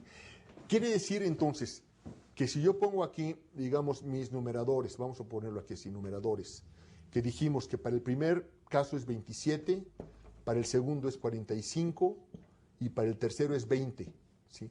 Y este lo multiplico por el factor de 217.39, 217.39, y lo repito, 217.39, que es mi factor, me va a dar ya por resultado lo que cada quien va a obtener de esa cantidad. En el caso del vendedor, esa multiplicación me dice que son 5.869.53. Del caso del vendedor va a ganar 9.787, perdón, 82.55. 82.55. Y en el caso del gerente van a ser 4.347.80. Y esto me suma los 20.000, ¿sí? O los 19.999.88, ¿sí? Fíjense que aquí lo podríamos sustituir, en fin, para hacerlo, podemos decir, por cada X cantidad que gane el vendedor, le va a tocar otra cantidad al facturista, y por cada cantidad que le toque al facturista, le va a tocar otra cantidad al cobrador, ¿no? En fin, ya estaríamos ahí estipulándolo. Pero lo que este método me ayuda, Ulises, es para poder asignar, repito, independientemente del sueldo, el sueldo y esa parte, ¿no? Las comisiones. Aquí estoy simplemente dando un bono a repartir de acuerdo a, en el caso anterior era situaciones a premiar y a castigar, si es que se puede llamar así, o a tener menos incentivo, desincentivar, o en este caso proporcionar cierta relación para que todos en equipo ganen, todos los participantes del departamento de ventas tengan acceso a esa bolsa o a ese bono, ¿sí? Y tengan una sensación más de trabajo en equipo y que al final de cuentas ganamos. Y lógicamente la proporción es diferente, de acuerdo, aquí sí ya tendría que ser de acuerdo a la empresa, de acuerdo a la problemática, de acuerdo a la estructura, pero estamos premiando ya en equipo, que eso siempre es bueno, ¿no? Entonces son dos modelos que yo los invitaría a que los prueben, porque aunque tal vez se pueda ver, como les comento, por primera vez un tanto cuanto complejo, en realidad es muy simplista, ¿sí? Está basado, como les comento, en los repartos proporcionales. Mixto, mixto simple y mixto compuesto, ¿sí? Es simplemente a lo que nos estamos refiriendo, que creo que puede ser de utilidad. Claro. Muy bien. No sé si hay alguna duda, Ulises, o algún comentario o algo que No, simplemente... no haya estado muy claro a lo mejor. No, simplemente creo que ha sido un método muy práctico, de una manera que nuestros amigos pueden aplicar de manera directa en sus negocios y comenzar a ver cómo les empieza a funcionar. Algo muy importante, ahora que mencionas la frustración que provoca para algunos empleados o compañeros de otras áreas que también reclaman justamente una compensación extra. Yo creo que habría que revisar qué tan sano en ciertos aspectos y en ciertas excepciones, también compensar, por ejemplo, a la gente de cobranza. Si la gente de cobranza debería también tener parte de una participación en esta comisión, o se puede aplicar este mismo método, pero aplicado específicamente a cobranza, donde la cuota a cobrar sea una determinada cantidad y en función de lo que se cobre, un porcentaje vaya para esta persona, ¿no? Y Bueno, de esta manera estimulas también al comprador al cobrador para que no haya ese sentimiento de frustración por aquello de que la venta se termina de realizar cuando se cobra. Aquí la cuestión es precisamente poder premiar también al cobrador, ¿sí? Solo que aquí no está en función de que haga su cobranza, vamos, que alcance la cuota. Estamos pensando que él va a cobrar, ¿sí? Se hace una buena venta, se realiza la cobranza, ¿no? Muchas veces, fíjate que nos han comentado los cobradores, los amigos cobradores, dicen, es que a mí me toca a veces llegar a parchar, por así decirlo, o a reparar las mentiras o los errores que tuvo ventas. Entonces también es una labor importante la que hacemos. También tenemos que también lograr volver a convencer. A veces dice alguien, al cobrar tengo que volver a vender, volver a convencer porque la gente quedó dudosa, sobre todo cuando la labor de ventas no fue la más adecuada, no fue la más, pues digamos, deseada, ¿no? Entonces a veces la persona de cobranza tiene que llegar a volver a convencer al cliente muchas veces o a volver a recordarle cuáles eran las ventajas o los beneficios y total, la cobranza a veces no es fácil, entonces sí es muy importante que tenga él algún tipo de reconocimiento, cobranza, y ya hablando de cobranza también a veces el facturista, como les comento, oye, pues también que esté bien hecha la factura para que pueda realizarse la cobranza y se complete entonces ya el ciclo de la venta. O sea, mi papel también es importante. Yo nunca, pues de lo que veo que ganan los vendedores y de las comisiones y lo demás, aparte que está obteniendo bonos y premios, nunca veo nada que me venga a también pues a premiar, ¿no? A reconocer. Entonces este método te ayuda precisamente para eso, ¿no? Pero mira, hay otros casos que ahora me recuerdo, justamente también el área de telemarketing nos reclama en muchas ocasiones también tener acceso a un tipo de comisión. La gente de telemarketing hace una función muchas veces de realizar ventas, de contactar a los clientes y realizar ventas, y pues también está peleando una comisión. ¿Tú crees que también se le debería de dar a la gente de telemarketing? Claro.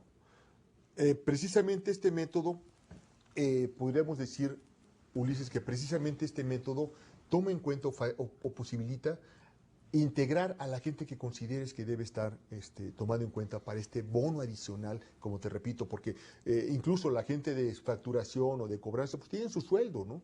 Tienen su ingreso y esto es simplemente una forma de incentivar económicamente de una bolsa que van a participar todos los que hayan actuado correctamente y estoy premiando o poniendo las bases en base a qué voy a estar beneficiando a uno o castigando a otro, ¿no? ¿Cuáles son esas bases que voy a estar mencionando, que queden muy claras para que no haya malos entendidos y la gente sepa que se está esforzando y no solamente es la venta, no solamente es traer un pedido, ¿sí? y sino también aparte realizarlo. Muchas veces puede ser no solamente clientes nuevos, sino ventas repetitivas, ¿sí? O incentivar, por ejemplo, que si yo a un cliente ya tiene una cuota que yo le vendo a él, no sé, 10,000 unidades o 10,000 pesos. Oye, si le vendes más y le llegas a vender a ese cliente unos 15,000, o sea, 5,000 más, pues también vas a tomar puntos para que esa bolsa general también sea parte de ingreso para ti, ¿no? Y estamos tomando en cuenta esos resultados para que sean reconocidos y sea beneficiada la persona de acuerdo ya no solamente a su labor primaria o incipiente, sino también al desarrollo ya del departamento, ¿no? Sí, yo creo que nuestros amigos pueden y tienen que evaluar hasta qué punto otras áreas juegan un factor importante en las ventas. Sabemos que toda la organización tiene una función en orientación al cliente, como lo comentamos al inicio de este módulo. Pero me quedo con la inquietud de que en muchas ocasiones la gente de telemarketing te reclama, dice, oh, es que yo hice la contactación, yo le vendí a la persona el producto y el vendedor solamente va, levanta el pedido y él es el que cobra la comisión y nosotros que recibimos aquí las quejas, que investigamos, que hicimos, realmente no recibimos una compensación. Yo creo que cada empresa tiene que ir valorando cómo compensar estas áreas para no desmotivarlas, sino algo que tú mencionabas, que sea un trabajo en equipo, donde todos ganen, donde todos se sientan a gusto, que todos finalmente están orientados a satisfacer y a servir al cliente, que eso es lo más importante, porque este cliente satisfecho va a regresar, nos va a seguir haciendo compras frecuentes. Claro. Sí, mira, yo nada más agregaría, ¿sí?, que esto es independiente del sueldo. Es que también tenemos que ver, porque a lo mejor efectivamente telemarketing está haciendo una labor muy importante y hay que ver si efectivamente está siendo primero pagado correctamente con un sueldo adecuado, un sueldo equivalente realmente a su responsabilidad y a su función. Esto es independientemente de las percepciones normales, ya sea comisiones o ya sea sueldos. Es simplemente una bolsa por resultados que se va a dividir de acuerdo a la aportación de cada quien, ¿sí? De acuerdo a la aportación de cada quien. Entonces es primero que el departamento y por ende la compañía alcance sus objetivos. Ahora no solamente que los alcance, sino que los alcance con buena calidad. Y entonces ya estamos hablando de puntos específicos que van a formar parte del criterio para repartir esa bolsa adicional. Entonces es básicamente esto. Muy bien, pues ¿qué te parece, Raúl, si pasamos a otro tema también importante que está relacionado con esto, que es justamente sobre lo que es las gerencias, los diferentes estilos de los gerentes, de un gerente tradicional a un gerente moderno?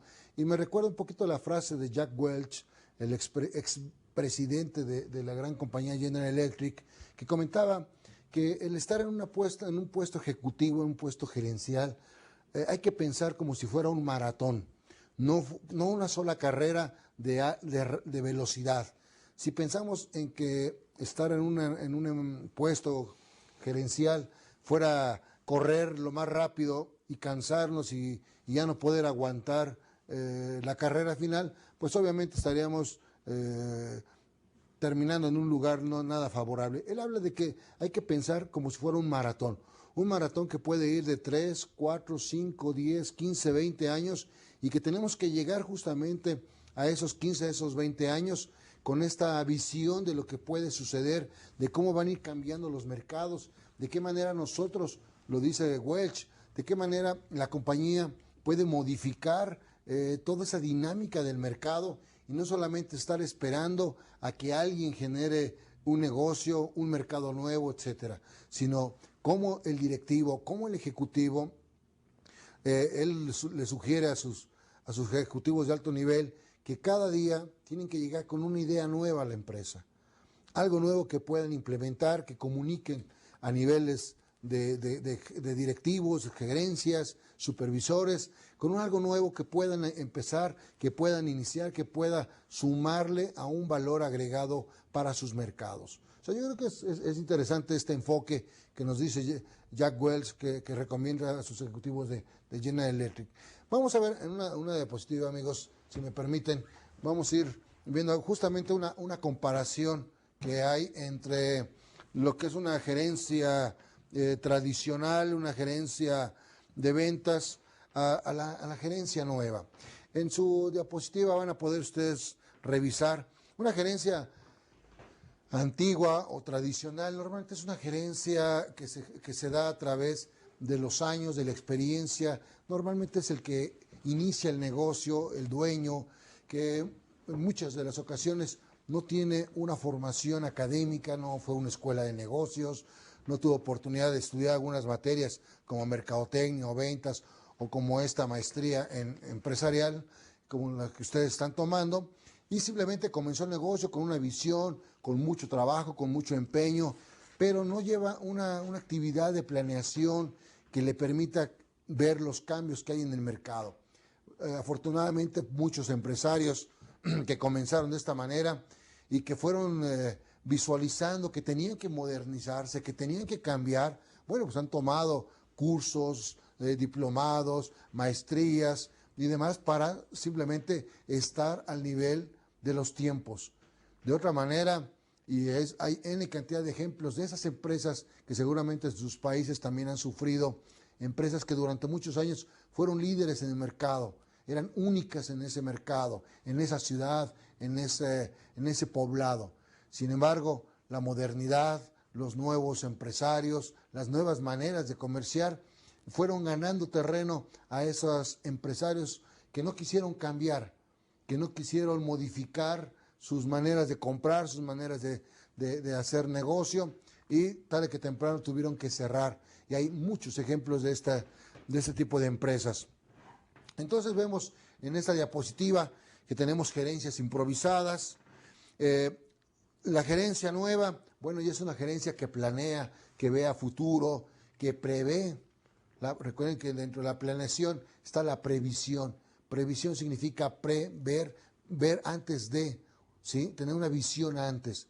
En la medida que podamos visualizar hacia dónde van las tendencias, hacia dónde van los cambios nuevos.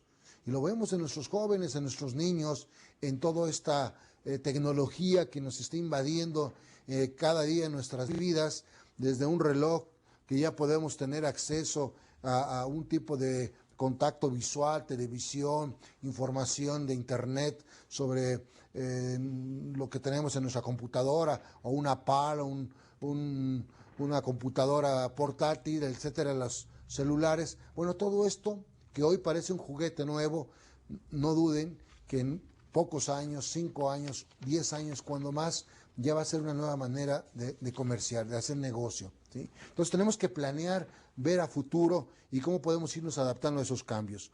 En la gerencia antigua, lo importante era vender en volumen. No importaba si vendíamos bien o cómo vendíamos, no importaba si teníamos que llevar una caja pequeña a 1000 kilómetros de distancia, aunque nos costara más caro. La idea era vender, atender a clientes desde muy pequeñitos hasta los gigantes de la misma manera. No enfocábamos esfuerzos para cada tipo de cliente, como lo hemos estado comentando hoy, que el nuevo gerente tiene que tener una visión hacia los clientes, a los clientes AAA, a los clientes rentables, a los clientes que tienen potencial de crecimiento, que es donde tenemos que canalizar nuestros recursos, que son escasos en muchas de las ocasiones, y aunque no lo fueran escasos, tenemos que tener una actitud y una visión de optimizar, de ser más productivos, hacer más rentables nuestras líneas de producto, etcétera. La antigua gerencia nos llevaba a manejo de precios. Lo importante eran los precios, lo importante era vender, a veces por debajo de nuestros costos o simplemente al igual de nuestros costos, y no era en cuanto a tener una utilidad importante. Hoy el gerente nuevo, la visión nueva de los nuevos ejecutivos tiene que ser una orientación al mercado, ofreciéndole al mercado valor agregado, cadenas de valor, innovación, etcétera, que, como lo hemos platicado en todo este módulo, lo importante no muchas veces es el precio, sino es lo que el cliente percibe, lo que el cliente recibe de ese producto o ese servicio que le estamos vendiendo. Entonces, el enfoque es diferente. La gerencia antigua se orientaba a comisiones en un porcentaje en función de la venta, que podría estar en un promedio de un 2, de un 3%, un 5%, y en algunos casos sucede que las comisiones se pueden ir hasta un 10, 15%, dependiendo de la dificultad que tenga el producto, del tiempo que tarde en venderse ese producto. Como mencionábamos, en productos industriales, muchas ocasiones se requiere de un largo tiempo de negociación, de presentación, de hacer pruebas. Entonces, la comisión debe estar un poco en función de este esfuerzo, de esta cantidad de visitas que se realizan, así como también del volumen en pesos, lo que cuesta, lo que vale una máquina. Pues es obvio que la comisión es atractiva, debe ser atractiva, pero los porcentajes que hablamos deben ser consideradamente menores a que si vendemos productos de conveniencia, donde tiene cierta facilidad el mover el producto. Tenemos en el caso del gerente moderno, pues ya hoy por hoy en muchos negocios, ustedes lo estarán viviendo, que al vendedor se le da un sueldo fijo, un sueldo de garantía durante unos 2 o 3 meses para que este vendedor se adapte a la empresa, aprenda lo que es el producto, etcétera. Pero después del tercer mes, muchas ocasiones se les puede quitar ese sueldo y todo lo demás queda en base a resultados.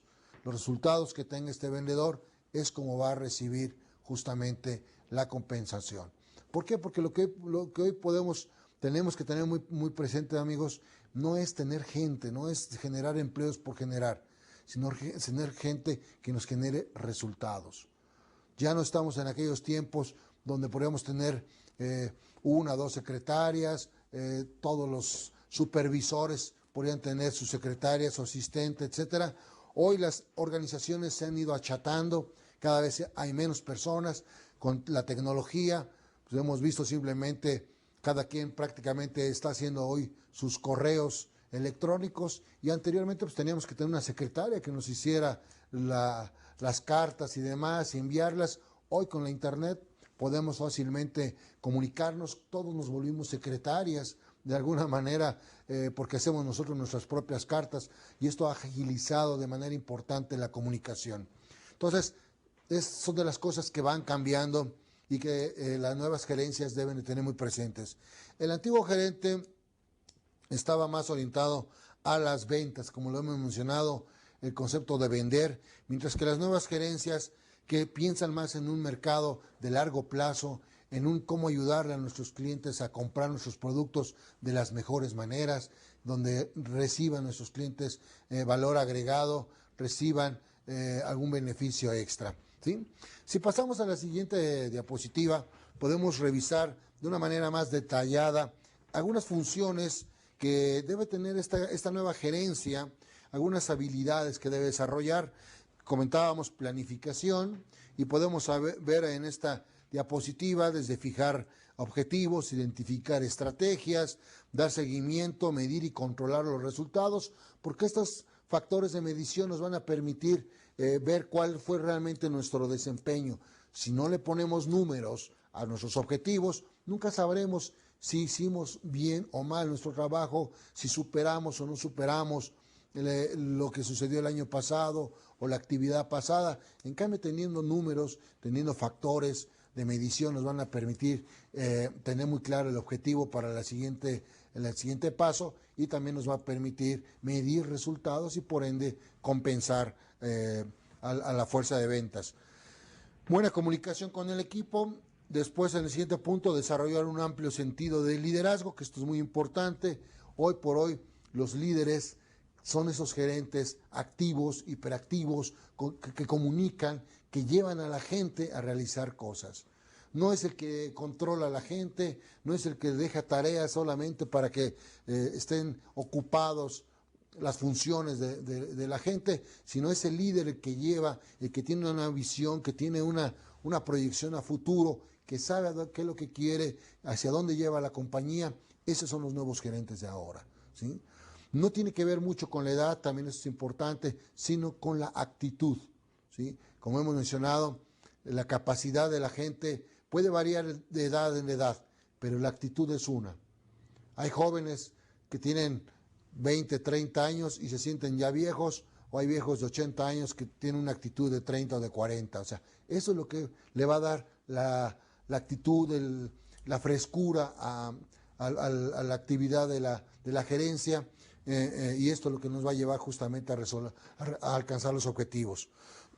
Tenemos también dentro de este campo del liderazgo, pues alguien que no solamente dirija, sino que también estimule o motive a la fuerza de ventas, que busque potenciar la eficiencia de los equipos de trabajo, de llevarlos a un equipo que está apenas inmaduro, a llevarlos a un equipo maduro, a través de enseñarles los objetivos, las metas, los métodos de trabajo dentro de ese mismo equipo, de tal modo que el equipo sea autodirigido y solamente el líder observe, supervise, esté controlando desde afuera, ya no involucrado en el equipo.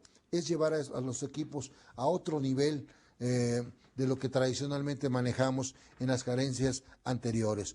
Y potenciar esto justamente, ¿no? Identificar las capacidades, las habilidades de la gente con la que trabajamos para que podamos sumar esas habilidades y poder tener un mejor resultado. Dice por ahí que dos agujas no se pican. Cuando tenemos dos personas inteligentes, activas, que quieren ser líderes, en muchas ocasiones entramos en choque con ellos o hay choque entre ellos. Yo creo que aquí la habilidad del dirigente, del líder, es como hacer que esas dos personas, esas dos inteligencias, esas habilidades pueden sumarse al proyecto sin chocar, sino sumando, ¿sí? Entonces, el líder debe tener esta capacidad de visualizar en lugar de generar equipos o grupos de choque, ¿sí? Mantener el espíritu de equipo, lograr un buen comportamiento, son de las cosas que el líder debe de cuidar. Principalmente, la imagen del líder debe ser un líder que genere confianza, que sea un ejemplo a seguir. Un mal líder, un líder con doble moral, un líder no comprometido, un líder que no cumple, pues es alguien que pierde credibilidad, pierde confianza y finalmente no va a pasar nada con eso. El ser líder es un compromiso muy importante, una responsabilidad muy importante, porque de él depende las buenas decisiones, el estímulo para la gente con la que uno está trabajando. Saber utilizar las técnicas de mercadotecnia también en esta área de ventas, como vemos en este punto, conocer qué es lo que está haciendo mercadotecnia. Nos queda claro que en muchas ocasiones el área de ventas está divorciada con mercadotecnia. Bueno, pues tenemos que romper con esas antiguas creencias o prejuicios, sino es cómo buscar entender marketing y ventas donde se pueda hacer sinergia, donde se puedan sumar los esfuerzos y no simplemente la actitud típica de que mercadotecnia está haciendo sus proyectos y ventas tiene otra visión de lo que es el mercado y cada quien tiene visiones diferentes que en muchas ocasiones no provoca frustración, no cumplimiento de metas, etcétera. Entonces, involucrar a la gente de mercadotecnia y nosotros involucrarnos con la gente de mercadotecnia. Y si no se da en la empresa, generar esas reuniones, generar nosotros le llamábamos taller cliente-proveedor, donde un día a la semana nos reuníamos con las diferentes áreas de ventas, mercadotecnia, producción, desarrollo de nuevos productos, justamente para alinearnos y poder trabajar en una sola dirección.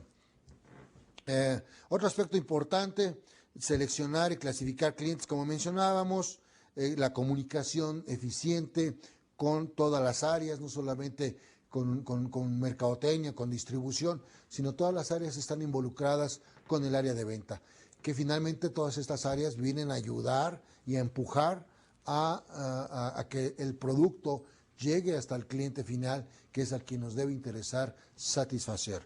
Oye, Ulises, tal vez si me permites nada más ahorita que te escucho, también recuerdo algunos comentarios que nos han hecho clientes y precisamente qué pasa, porque estamos hablando mucho del deber ser, ¿sí? De que efectivamente la compañía tenga el apoyo de los demás, mejor dicho, el departamento de ventas tenga el apoyo de los demás departamentos de la compañía, como pudiera ser producción, como pudiera ser finanzas, como pudiera ser personal, en fin, todos enfocados en un momento dado a dar los recursos para una mejor eficiencia y mejor servicio al cliente. Pero ¿qué pasa cuando realmente no es así? Es decir, concretamente, cuando producción, por ejemplo, no está sacando ni la cantidad ni la calidad que el cliente requiere, ¿sí? Y esto a veces pues el vendedor se topa con esto y se da cuenta que, bueno, él está haciendo su mejor labor, su mejor esfuerzo, pero muchas veces pudiera ser que por situaciones justificables o no justificables, otro departamento no está contribuyendo a que ventas cumpla con su misión. Ahí, ¿qué podría hacer el vendedor?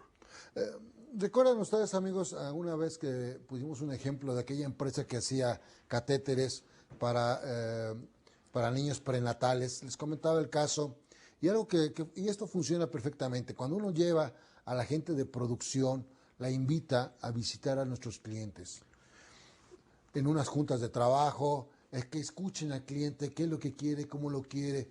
En ese momento, la gente de producción, ya sea el director o el gerente de producción, el gerente de diseño de nuevos productos, de alguna manera se involucra y se sensibiliza a las necesidades específicas del cliente. En esa medida, el agente de producción va a tomar conciencia y por lo tanto va a tomar una actitud diferente cuando esté elaborando el producto que estamos pidiendo. Y esto es tan real porque muchas ocasiones si ustedes hicieran una encuesta con su gente de producción, con su gente de calidad, y le preguntan sobre los clientes, lo que el cliente quiere, les van a decir que no lo saben. Ellos saben que tienen que hacer fórmulas, que tienen que hacer mezclas y que tienen que sacar productos. No saben si ese producto efectivamente es el que gusta en el mercado, si quedó bien, si no quedó bien. O en algunas ocasiones nos ha tocado ver que por el capricho de un director de producción modifica la formulación y simplemente el producto salió de otro color, salió con otro aroma, salió con otra presentación. Entonces, esto no miden el impacto y el daño que van a causar en el mercado por querer muchas ocasiones ahorrarse unos centavos. Nos tocó alguna vez en una empresa manejando shampoos, donde era increíble ver un envase con diferentes etiquetas, con diferentes tapas, unas más baratas, porque así había sido el interés de la persona de compras y por ende del área de producción, por ahorrar costos. Entonces esto dañó mucho la imagen de este shampoo o el cambiar el tono del mismo. Entonces yo creo que no podemos hoy por hoy dejar que la gente produzca o esté fuera del contexto del cliente. Hoy el cliente es lo importante, hoy el cliente es lo que nos debe cuidar a todas las empresas, porque por el cliente es porque existe la empresa. Por el cliente generan ingresos, hay dinero y por lo tanto la compañía puede vivir y sobrevivir, ¿sí? Entonces, involucrar a la gente, informarla, capacitarla en estas áreas de ventas, así como también es importante que la gente de ventas esté involucrada en producción, la gente de mercadotecnia esté involucrada en producción, porque en muchas ocasiones sucede que la gente de ventas o mercadotecnia pide productos que no tiene capacidad. También la empresa no tiene capacidad para producir ese producto que mercadotecnia o ventas quiere sacar al mercado. Entonces, piden cosas que en muchas ocasiones la gente de producción no tiene la capacidad, no tiene la máquina, no tiene la tecnología, o simplemente ese gusto o capricho que muchas veces sucede que la gente de mercadotecnia o ventas quiere sacar al mercado, no toman en cuenta los costos que involucra ese producto o ese pedido nuevo. Entonces, es definitivamente una comunicación, un estar en contacto, en comunicación con proyectos muy claros y checando la probabilidad de poder realizar ese producto, ¿no? Claro. Y fíjate que aquí a veces recuerdo también situaciones todavía más graves cuando es el mismo departamento en ventas que entran en conflicto. Concretamente hablando, el vendedor menciona que ha estado visitando a un cliente, que el cliente tuvo ciertos problemas y que el caso concreto, cobranza ya no quiere autorizarle más pedidos a ese cliente porque un cheque que pagaron no tuvo fondos. Claro. Entonces el cobranza dice, pues no, yo según las políticas y más si tengo un cheque que no tuvo fondos, yo ya no autorizo que siga surtiendo. Y el vendedor dice, no, es que yo ya visité ese cliente y ese cliente es muy bueno, tuvo un problema, es más, tuvo una situación de fraude interna y por eso ese cheque no tuvo fondos, como aquí decimos, rebotó el cheque, pero en realidad es bueno y por favor autorícenlo. Y cobranza dice, yo no puedo autorizar algo que está a todas luces fuera de lo que debe ser, y entran en conflicto. Y entonces ahí el gerente también dice, bueno, ¿a quién apoyo? ¿A mi vendedor, que es el que está visitándolo, o a mi cobrador o a mi gente de cobranza que simplemente está ejecutando lo que yo mismo le pedí que hiciera? ¿no? Entonces ahí entra en un conflicto. Ahí, ¿cómo crees? ¿A quién debería darle la respuesta? O la razón, mejor dicho, ¿a quién debería favorecer? ¿Al vendedor o a la persona de cobranza que está manejando estas situaciones? Creo que es algo similar a lo que planteamos con el área de producción. Efectivamente, muchas ocasiones la gente de finanzas está con cierta miopía en cuanto a cómo están funcionando los clientes. El área de finanzas se enfoca nada más en los números y no quiere ver un poquito más en los compromisos, en la competencia, en ese valor agregado que en muchas ocasiones la gente de ventas o la gente de mercadotecnia quiere ofrecer extra. Y la gente de finanzas, a veces un poco cuadrada o limitada en simplemente cifras, porque son un enfoque muy financiero, no te permite entrar a otros mercados, competir con un mejor precio. Pero permíteme, Volvemos, nada más el comentario. sí. O sea, pensemos que aquí cobranzas depende también de ventas. O sea, le reporta, como en el caso que recuerdo, esta persona del departamento de cobranza, el que estaba encargado de la cobranza, le reportaba directamente al gerente de ventas. Así estaba la estructura, así estaba la organización. ¿Sí? Entonces, aquí el gerente de ventas tiene a 2 personas a su mando que tienen un claro conflicto de intereses y conflicto de operación. ¿Sí? La cuestión está entonces para este gerente de ventas, ahorita que estamos comentando de esa tendencia y demás, ¿qué debe hacer? Porque también por otro lado, si empieza a soltar crédito y empieza a no respetar la función de cobranza, que tiene también sus políticas, pues podría ser un problema también de caos dentro del mismo departamento. ¿No crees tú así? Sí, yo creo que aquí tiene que ver, dicen que no necesariamente el tener demasiada información estadística o contable nos va a dar mejores decisiones. Simplemente veamos, seguramente en Estados Unidos sabían mucho sobre lo que estaba pasando en Irak, en todos estos países, y que finalmente el tener demasiada información no les hizo cubrirse de los atentados del 11 de septiembre. Muchas veces un médico podrá tener mucha información sobre padecimientos cardíacos, sobre su vida física, sin embargo no le puede prever de algún mal cardíaco. ¿A qué me refiero con esto?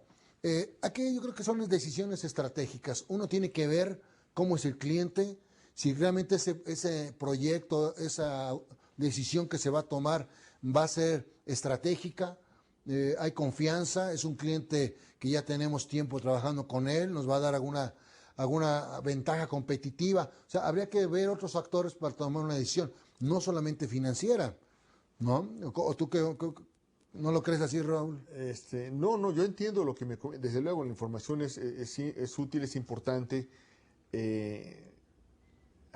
Lo que pasa es que no es tan sencilla la decisión, o sea, porque precisamente, pues hoy, imagínate tú que estuvieras exagerando la situación, ¿no? Vendiendo y no cobraras. Y claro, que se da, claro. Y que se den empresas pequeñas, medianas, claro. Y a mí me ha tocado ver incluso empresas grandes que empiezan de momento a, como decimos, soltar mucho crédito, y de repente la mitad de ese crédito es irrecuperable, ¿no?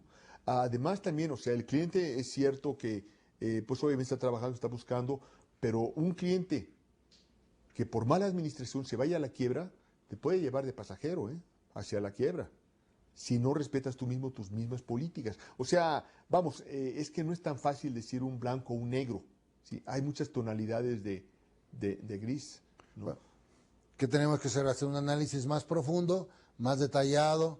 Tú mencionabas este caso del cliente. Es un cliente que a lo mejor está pasando por un momento difícil y que en muchas ocasiones, como todos, no te pudo pagar en ese momento, pero sabiendo que tú dándole nuevamente producto, él va a recuperarse. Sí, tiene sus riesgos, definitivamente no es una decisión fácil, pero tenemos que tener muy claro que esos clientes de alguna manera tienen una trayectoria, tienen ya un tiempo con nosotros y bueno, tenemos que calcular estos riesgos para que sean lo menos peligroso para nosotros. ¿Cómo podemos informarnos? Pues a través de los bancos, a través de los otros competidores que también le proveen, que seguramente habrá alguna información que a lo mejor nosotros no sabemos y por qué en ese momento el cliente está teniendo algunos problemas serios. Definitivamente la información nos ayuda, pero también en muchas ocasiones el sentido común, la visión, eso que en muchas ocasiones los empresarios presienten que va a ser algo bueno, ese sexto sentido, ese olfato del empresario le puede ayudar en muchas ocasiones a tener un gran negocio también. Muy bien, Raúl. Pues amigos, se nos está acabando el tiempo, les agradecemos mucho, vamos a continuar con el tema para finalizar ya en estas últimas horas que tenemos en este módulo de ventas. Los esperamos en la siguiente ocasión y que tengan muy buen día. Muchas gracias.